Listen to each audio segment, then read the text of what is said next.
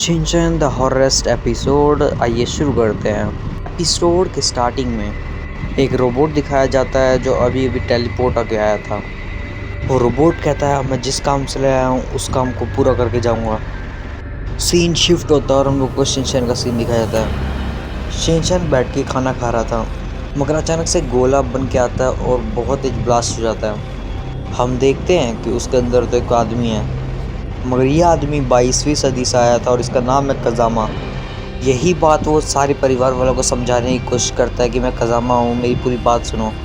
हम पे एक रोबोट हमला करने वाला है। सारे परिवार वाले उस पर विश्वास नहीं करते। कज़ामा बोलता है ये देखो शिनचैन, तुमने मुझे एक बुक दी थी। शिनचैन बोलता है हाँ, ये तो मैंने कज़ामा को दी थी। उसके डैड समझ जाते हैं ये कुछ ना कुछ तो गड़बड़ है। कज़ामा बोलता है वो जल्दी करिए, रोबोट आने ही वाली होगी। वो तब भी बात नहीं मान रहे होते हैं। तभी वो एक एग्जाम्पल से समझाता है मैं कहाँ से आया हूँ। कज़ामा बोलता है कि जहाँ से मैं आया वहाँ पे बहुत सारे सुपर हीरोज़ हैं और मैं सिर्फ यहाँ पे शिनचैन को बचाने आया हूँ। कज़ामा कहता है कि आप बैठे मत रहिए, शिनचैन को हम लोगों को बचाना पड़ेगा। शिनचैन इस वक्त बहुत बड़े खतरे में है। कज़ामा अपने मन में कहता है मेरी पूरी बात ही नहीं सुन रहे तो मैं इनको बचाऊँगा कैसे। मिस्सी कहती है और खाई ना हैरी। दोबारा से सीन शिफ्ट हो जाता है। वो रोबोट एक ट्रक ड्राइवर को रोक के खड़ी थी। कज़ामा बोलता है हम लोगों को कुछ करना पड़ेगा, जल्दी सोचते हैं, आइए जल्दी।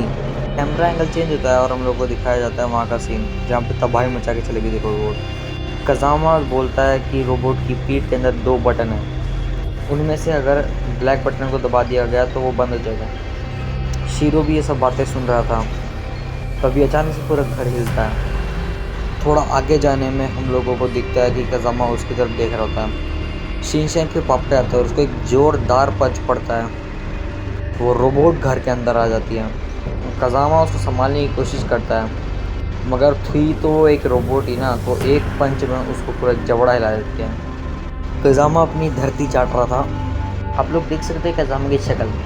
कज़ामा उठता है और शिनचैन की तरफ वो रोबोट जा रही होती है। कज़ामा एकदम शिनचैन जैसा फेस बना देता है और वो शिनचैन को ऊपर छत पे जाता है। वो रोबोट भी उनका पीछा कर रही थी। रोबोट बोलती है कि मैं किसी भी हालत में उसको लेके ही जाऊंगी यहाँ से। शिनचैन और कज़ामा दोनों छत के ऊपर आ गए थे। कज़ामा बोलता है डरना मत शिनचैन।